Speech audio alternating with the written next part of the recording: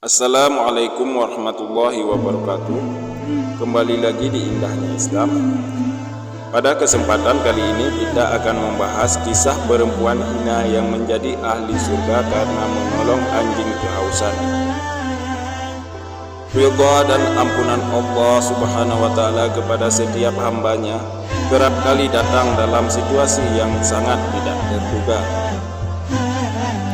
Wujud kasih sayang Allah subhanahu wa ta'ala itu tidak hanya diberi kepada orang-orang yang ahli ibadah saja, melainkan juga kepada mereka yang sering berbuat dosa. Kisah berikut ini sudah cukup populer di kalangan umat Islam yang mengandung banyak hikmah dan pelajaran bagi kita. Selain itu, kisah ini juga bersumber pada hadis sahih Nabi Muhammad SAW. Suatu ketika, para sahabat bertanya kepada Rasulullah SAW tentang siapa orang yang pantas masuk surga. Salah seorang sahabat bertanya, "Wahai Rasulullah SAW, apakah orang yang berhak masuk surga hanya mereka yang ahli ibadah saja?" Rasulullah SAW menjawab, "Tidak.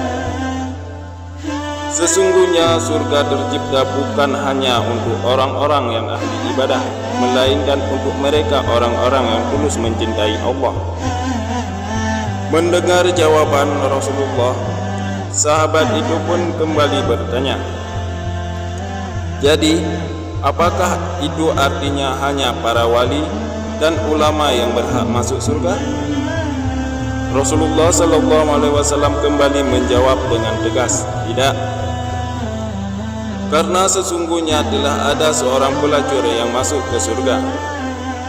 Apa yang dikatakan Rasulullah SAW di atas jelas sangat mengejutkan, sebab pelacur dimanapun ia berada selalu dipandang hina dan sebelah mata karena pekerjaannya yang penuh dengan dosa.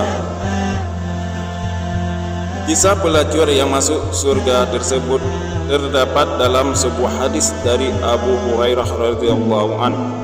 Rasulullah SAW bersabda, "Telah diampuni seorang perempuan penzina yang lewat di depan anjing yang menjulurkan lidahnya pada sebuah sumur. Dia berkata, anjing itu hampir mati karena kehausan. Lalu dilepaskan sepatu perempuan itu, diikatnya dengan kerudungnya, menimbahkan air ke dalam sumur, lalu diberikan anjing itu minum, maka diampunilah perempuan itu karena telah memberi minum." Hadis riwayat Bukhari. Dari kejadian yang sangat bersejarah itu terdapat beberapa hikmah yang kita ambil. Pertama, kita sebagai manusia harus yakin bahwa Allah Subhanahu wa ta'ala Maha Pengampun kepada setiap hambanya, selagi pun telah berbuat dosa yang besar. Kedua, ketika sesama manusia sebaiknya tidak saling menghakimi, terlebih jika sebab membawa surga dan neraka. Sebab masuknya manusia ke dalam surga atau neraka adalah murni karena keputusan Allah.